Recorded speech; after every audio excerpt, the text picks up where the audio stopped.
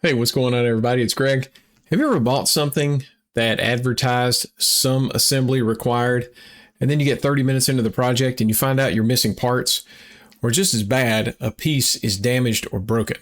Well, that's typically game over unless you decide to get dangerously creative. But that happened to me recently with something I ordered online, and it took a long time to come in, and I was really excited when it showed up, only to realize, man, the box was missing the main thing, the central component. I was absolutely bummed. Now, this happened to be pretty late in the week, and I had not yet decided what I was going to teach on at our upcoming Shabbat. So I put my project together as much as I could, and then I went to bed. And while I was laying in the bed, I was asking God, tell me what you want me to teach on, what you want me to learn, and what you want me to share this coming Shabbat. And then I fell asleep. Well, as soon as I woke up, I really felt the Father tell me that what happened to me was to show me something about us. The Bible says we are his handiwork. He is the potter and we are the clay. So what is the message? Well, I felt him tell me that we all have broken pieces and missing parts, and he is able to use us anyway. Now, here are two great examples in Scripture that I believe will encourage anyone who has ever felt like God can't use you because of some, shortcoming or handicap that you believe you have. Okay, Exhibit A is Moses. Now, God called Moses to be his spokesperson to Pharaoh, and this is great. In Exodus 4:10-12, Moses says, "O my Lord, I am not eloquent, either in the past or since you have spoken to your servant, but I am slow of speech and of tongue." And then Yahweh says to him, "Who has made man's mouth? Who makes him mute or deaf or seeing or blind? Is it not I, the Lord? Now therefore go, and I will be with your mouth, and I will teach you what you shall speak." What an inspiring response. Now, when I read the Bible, I hear Val Kilmer's voice from The Prince of Egypt, who made man's mouth? Surely Moses was just instantly pumped up and raring to go, right? Well, it's funny because the next verse, Moses says, "Oh, my Lord, please send someone else." So the Almighty has told Moses, "You're my guy." And his response is, He goes so far as to completely contradict what Yahweh tells him. Now, for sake of time, I'll give you the reference to look into for yourself. In Exodus 3:18, Yahweh tells Moses, he says, "The Hebrews, they're going to listen to your voice, they're going to believe what you say, and the elders are going to come, and they're going to back you up." Well, Moses' response is in Exodus 4:1, and he says, "They will not believe me, and they will not listen to my voice." So to put icing on the cake, God tells Moses, "What's that in your hand?" "It's a staff, right? Throw it down." And it turns into a snake. Well, do you remember how Moses reacted to that? In Exodus 4 verse 3, it says Moses, and I quote, "ran from it." I mean, you're talking about awe-inspiring confidence and leadership. Moses is supposed to go to Egypt. He's going to tell Pharaoh what's up, and he's going to lead the people to the promised land. It sounds like to me, God chooses a runaway with no self-confidence and a speech impediment. We need Superman, and we have Clark Kent. Well, later, this man appeared on the mountain with Yeshua in the Transfiguration. He became the symbol of truth, and there is no doubt that Moses had some issues. Now, if you were going to pick a man for this job, perhaps you would look for a man who has no fear, one who is totally not afraid to stand before a wicked king and call him out. A man who, without question, knows he is God's prophet, a miracle man who inspires confidence in the multitude, comfortable in front of a crowd. You and I would have picked Elijah. Okay, so Exhibit B, the super prophet. So this man also appeared on the mountain with Yeshua. Now you got Moses and Elijah, and this is pretty cool. They were quite literally water and fire. They were so different, and yet they both had their own set of broken parts or missing pieces that really should have prevented them from doing what God called them to do. Okay, let's talk about Elijah. Elijah had a pair, okay? He goes out in front of 450 prophets of Baal, 400 prophets of Asherah, and the king of Israel, and he proceeds to tell them, your God can't answer you because he's on the toilet. And then he laughs in their face, right? Elijah says, you want to see fire? I tell you what, dump 12 barrels of water on the offering. Now, you know the story. God sends the fire, he licks up the water, and all the people fall on their face and they're crying out, Yahweh is God, Yahweh is God. So Elijah drops the mic, and then he pulls out his sword and he starts slaughtering all the false prophets.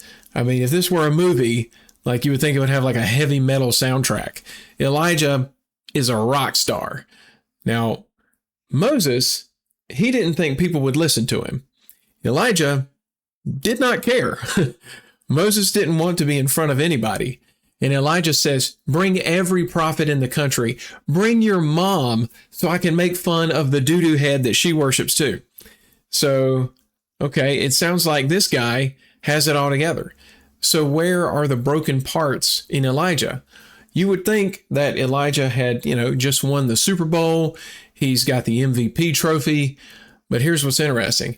Elijah's next recorded prayer in Scripture is in 1 Kings 19:4, and he says this, it is enough now, O Lord. Take away my life, for I am no better than my fathers.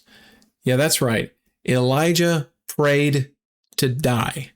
This mighty man of God threw in the towel, and he wanted out. He was completely burned out. Now, he's not afraid of 850 false prophets, but Jezebel had him shook. Elijah was lonely. When he is introduced into Scripture, there is no genealogy, there is no mentor, there's no community. This is a man who is fed by ravens, and since he has nowhere else to go, he lives with a widow and her son for a while. He was absolutely convinced that he was the only guy still standing for the Lord. Now, when he was on the mountain, no one stood with him. And this was his complaint to God. No one is with me. Now, Elijah, he didn't lack faith, courage, or obedience, but what he lacked was community. God worked mightily through a man who was missing parts, and God is gracious. Moses surrounded by millions, and Elijah slept by himself. But these guys had something else in common you might not remember. In Numbers 11:11 through 15, Moses prays, if you will treat me like this, kill me at once. If I find favor in your sight, that I may not see my wretchedness. Now, I have had some tough days, to be sure, but thank God I have never felt the kind of despair that would lead me to ask God to take my life. The Father is not working with perfect people. I mean, good luck finding, those people anyway, right? Now, I may know why he does this. If Moses had been Superman, then who would get the glory? See, Scripture tells us that God is jealous and he shares his glory with no one. Now, this is pretty neat. Moses, he's pulled from the water, right? That's where he gets his name. And the first plague is turning water into blood. He takes him through the sea. The sea is parted. He has water come from a rock. Moses is water.